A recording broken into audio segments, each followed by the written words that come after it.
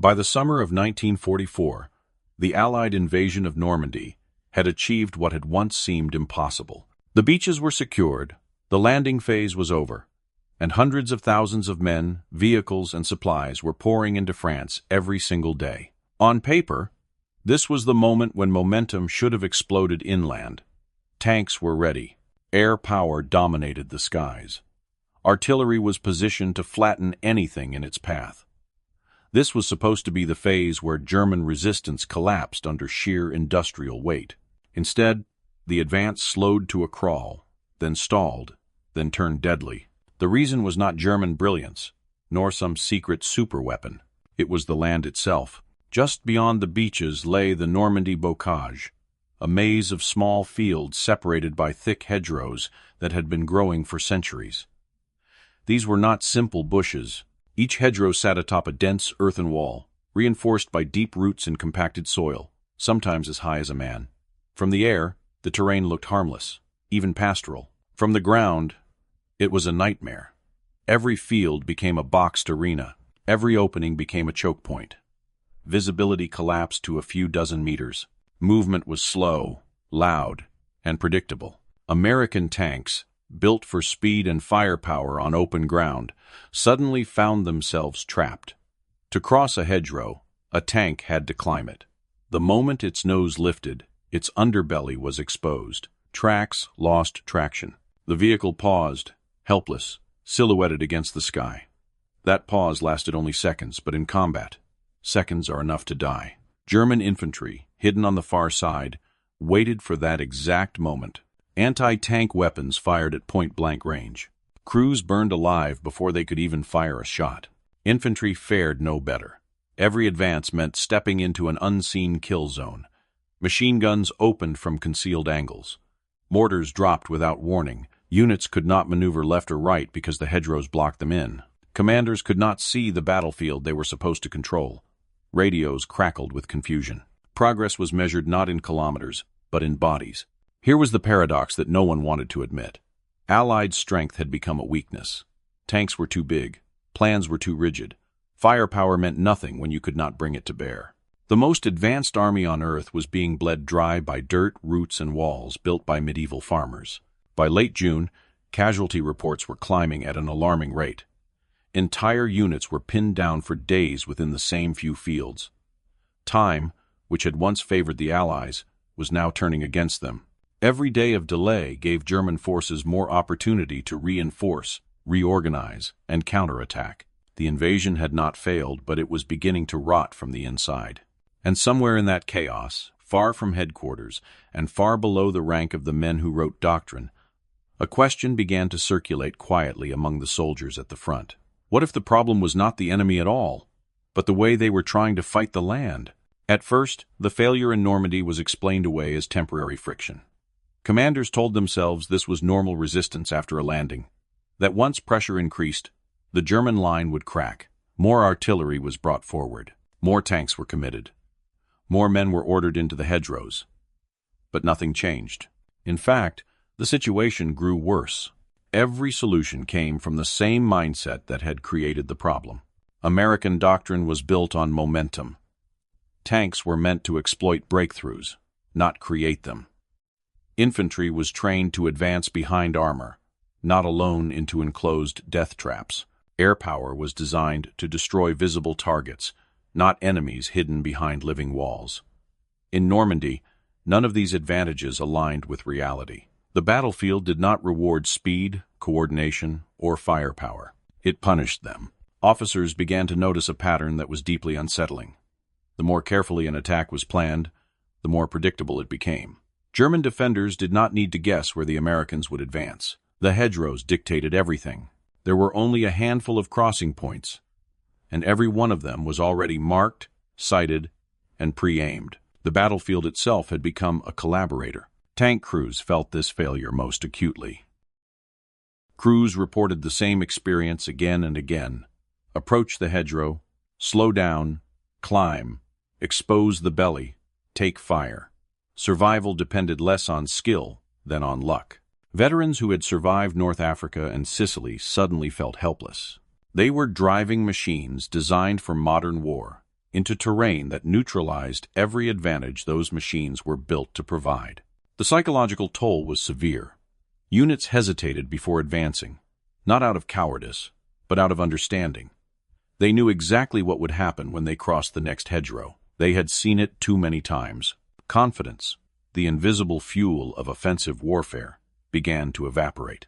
At higher levels, frustration turned into denial.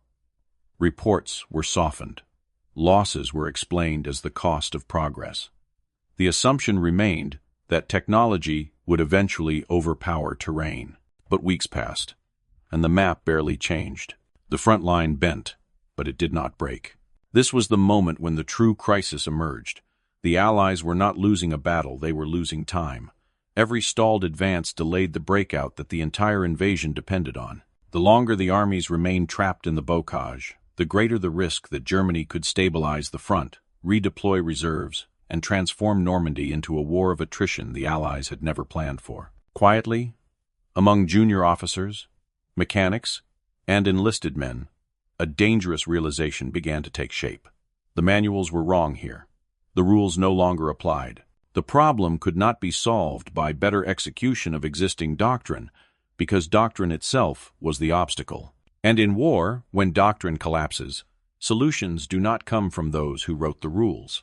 They come from those who are being killed by them. Somewhere between burned-out tanks and shallow graves, the war stopped being about how to fight the enemy and became about how to survive the terrain. And once that question was asked, the answer no longer required brilliance, elegance, or approval.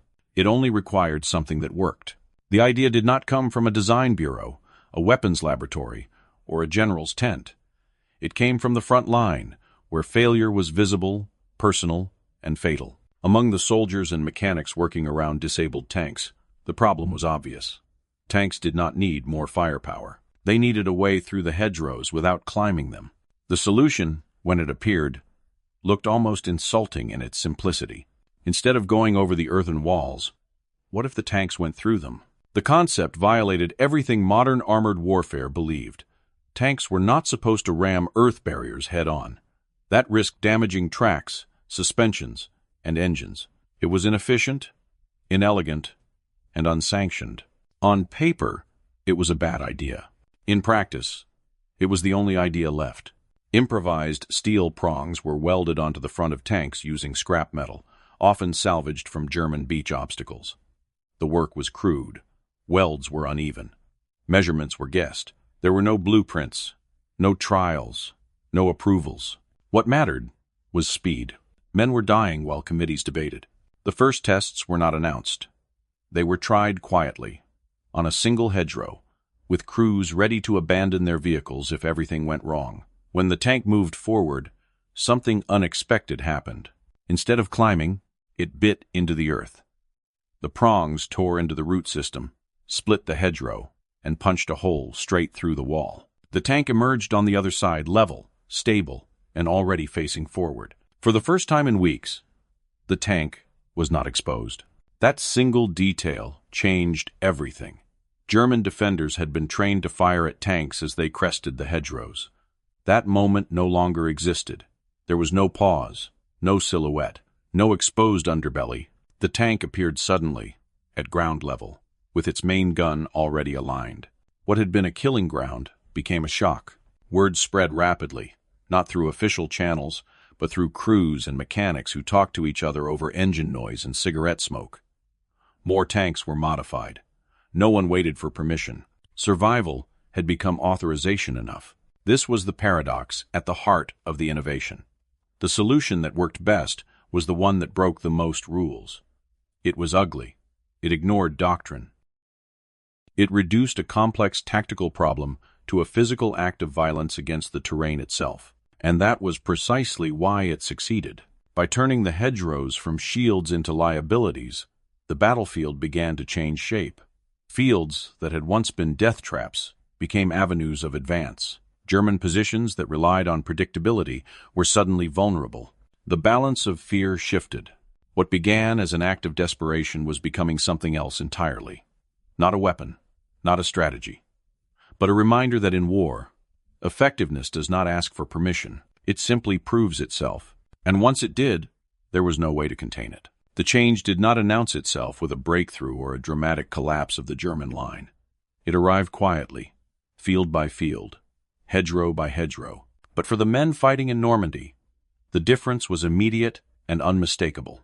American units began to move in ways they never could before.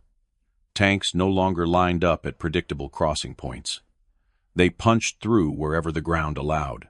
Infantry followed behind armor that stayed level, fast, and lethal. The rhythm of combat shifted.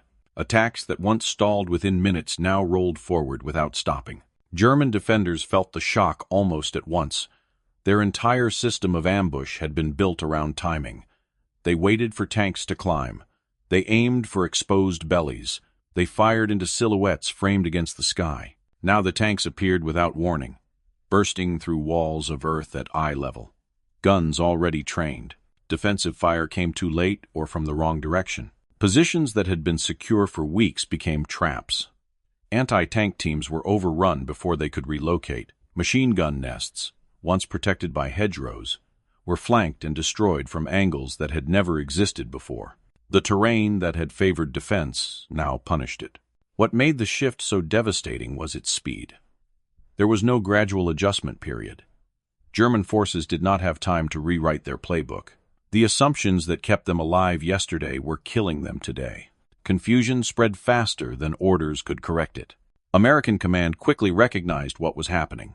The improvised solution was no longer treated as an experiment. It was standardized, reproduced, and rushed to the front. Tanks rolled out with steel teeth welded to their bows, each one carrying the same brutal idea. Do not climb the obstacle, erase it. The casualty curve began to bend. Losses dropped. Momentum returned. Units that had been pinned down for weeks suddenly found themselves advancing miles in days. The invasion, which had been suffocating in the hedgerows, began to breathe again. But this success carried its own disturbing implication. The most effective change in the Normandy campaign had not come from years of planning or industrial superiority.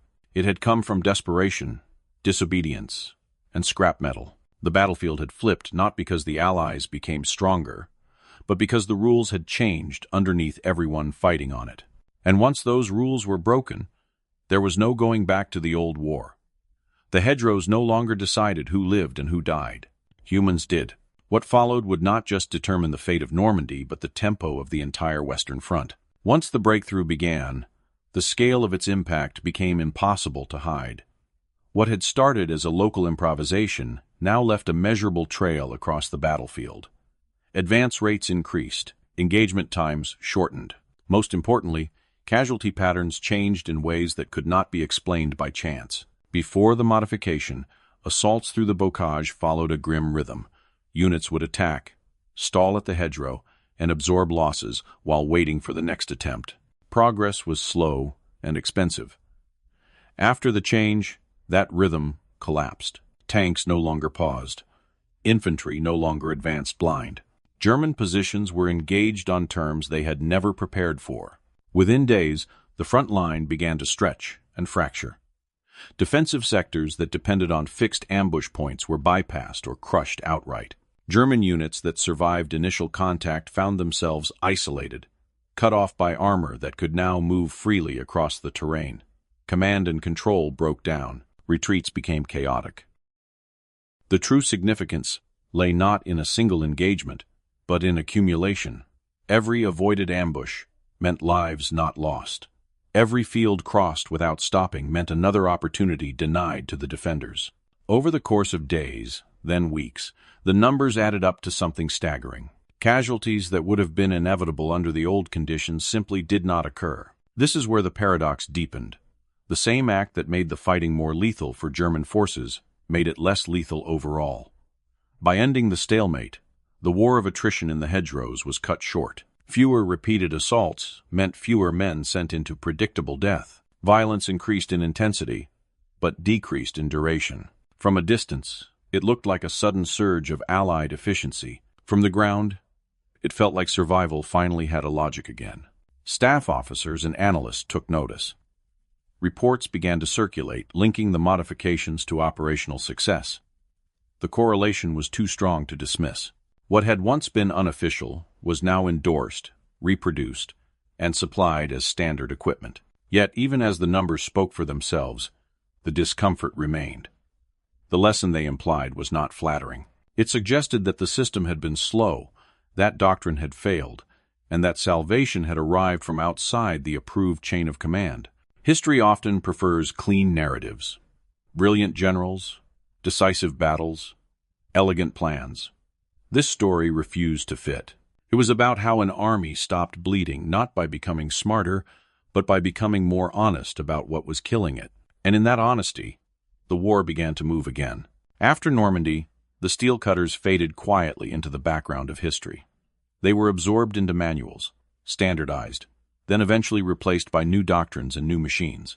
The war moved on, faster now, toward Paris, toward Germany, toward its violent conclusion. And like many battlefield improvisations, the device itself was remembered only by specialists. But the lesson it carried refused to disappear. What the hedgerows revealed was not a weakness in American equipment, but a weakness in certainty. The belief that modern war followed predictable rules, that superiority in technology guaranteed superiority in outcome, that solutions flowed downward, from planners to soldiers, from doctrine to reality. In Normandy, the opposite happened. Reality rejected doctrine. The battlefield vetoed the plan, and survival rewarded the people who noticed first. This is the part history rarely emphasizes. Wars are not decided only by grand strategies or decisive speeches. They are decided by moments when someone realizes that the rules are wrong and acts before permission arrives. Most of the time, those moments never reach textbooks. They are buried under statistics, folded into success, and credited to systems rather than individuals. The paradox remains uncomfortable. A crude act of destruction made the war shorter. Breaking the rules saved lives. Ignoring expertise produced better outcomes than following it. And that raises a question that goes far beyond Normandy. If the deadliest obstacles in war are often invisible assumptions, how many other battles, past or present, were lost, not because the enemy was stronger, but because no one dared to challenge the way the fight was supposed to be fought?